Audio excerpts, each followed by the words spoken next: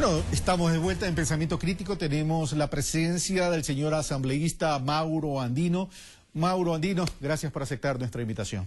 Gracias, Carlos. Un gusto volver a estar acá en estas entrevistas y mucho mejor contigo, Carlos. Bueno, muy amable, qué generoso. A ver, Mauro Andino, hagamos una evaluación de esta figura que se introdujo en el Código Orgánico Integral Penal que tiene que ver con la mala práctica profesional y a propósito del lamentable suceso de la reina de Durán. ¿Cuál es la evaluación que puedes hacer tú, como ponente incluso de la ley, en cuanto a esta figura desde que se aprobó hasta la fecha? Bueno, primero mi solidaridad con los familiares de la ex reina de Durán, una mujer guapa, muy bella, joven, que lamentablemente ha perdido la vida y que hoy debemos comprender ese dolor que aqueja a todos sus familiares. En segundo lugar, hoy sí hay que resaltar el gran esfuerzo, Carlos, el gran esfuerzo que hicimos en la Asamblea Nacional y particularmente en la Comisión de Justicia y Estructura del Estado para incorporar en el Código Orgánico Integral Penal el artículo 146 que tiene que ver con el homicidio culposo por mala práctica profesional. Yo pregunto, ¿qué habría ocurrido en los actuales momentos si es que no habríamos incorporado en el Código Orgánico Integral Penal esta figura o este tipo penal? A lo mejor los familiares de la ex reina de Durán estarían en indefensión y probablemente de existir responsabilidad, eso es una posibilidad nada más, de existir responsabilidad, los autores, cómplices de este posible delito de mala práctica profesional quedaría en la impunidad. De no existir la inclusión de la tipificación. De la tipificación. Ahora bien dices, Mauro, en el supuesto de que se confirme, es decir, aquí no hay algo ya determinado, pero hablemos en términos generales. ¿Cuál sería el procedimiento? Sucede un hecho como el que sucedió, que es lamentable y que existe la sospecha. ¿Cuál sería el procedimiento para poder establecer a través de estos procesos del Código Orgánico Integral Penal la investigación, los procesos y el litigio correspondiente? Bueno, primero, Carlos, habría que analizar si fue o no necesario una intervención quirúrgica para la ex reina de Durán.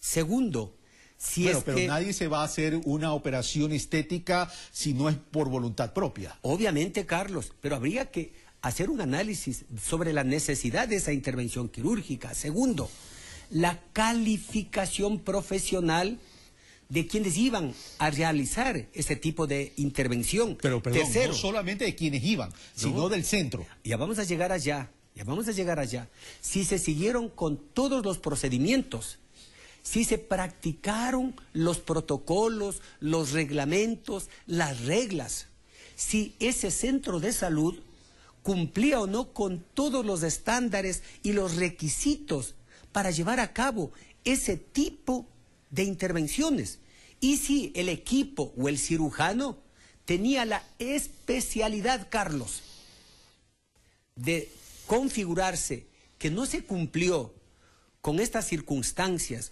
con todos estos hechos que estamos poniendo en el debate, Carlos, habría la presunción de que podría existir una responsabilidad de los profesionales que intervinieron en esa intervención quirúrgica. Esto me lleva a varias inquietudes y varias preguntas.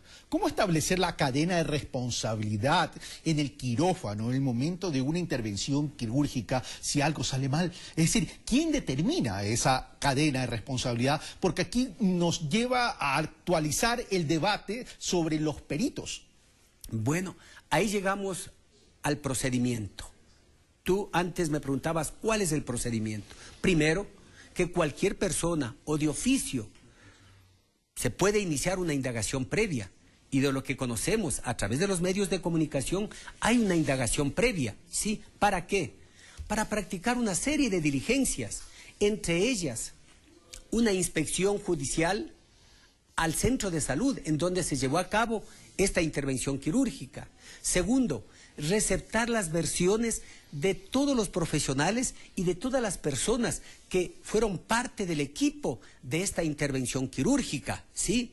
Tercero, revisar el protocolo de la necropsia o de la autopsia, ¿sí? Porque allí se determinará cuál fue la verdadera causa de la muerte de la reina de Durán, ¿sí? Quinto, la presencia del médico que intervino en esa operación.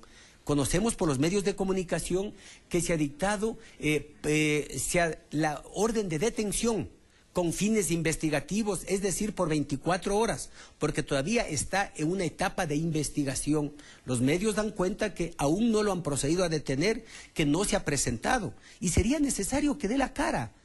Yo considero que los médicos, la mayoría de los profesionales de la salud, lo que hacen es precautelar la vida, la salud de las personas, pero también hay otros que desdicen o denigran a esta noble profesión. A ver, te voy a poner ejemplos prácticos a efectos de poder entender mucho mejor estos procesos. A ver, en una sala de cirugía, no solo está el médico principal que interviene.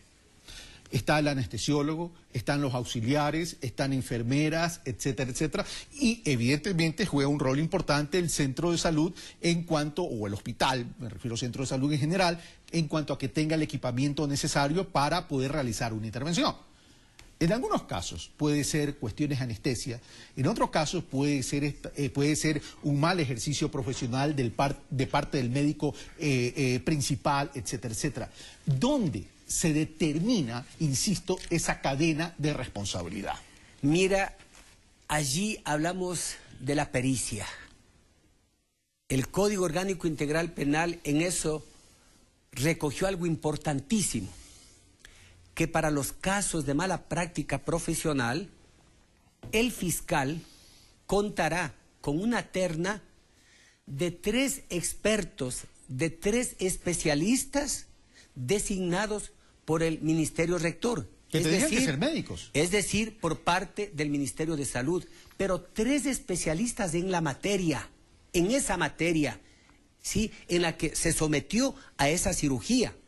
De no existir, dice el mismo Código Orgánico Integral Penal, profesionales acreditados en el Consejo de la Judicatura o que el Ministerio pueda facilitar, se puede contar con peritos de otros países, con la finalidad de que sean ellos los que determinen una posible responsabilidad, un grado de posible responsabilidad, una posible negligencia médica, una falta al deber objetivo de cuidado, por la falta de aplicación de protocolos, por la falta de aplicación de reglamentos, porque el médico no fue especializado, porque el centro de salud no contó con todos los equipos, porque a lo mejor el anestesista no era preparado suficientemente para ese tipo de intervenciones.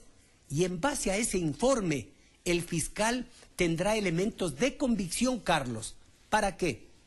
Para pasar de la indagación previa a hacer formulación de cargos.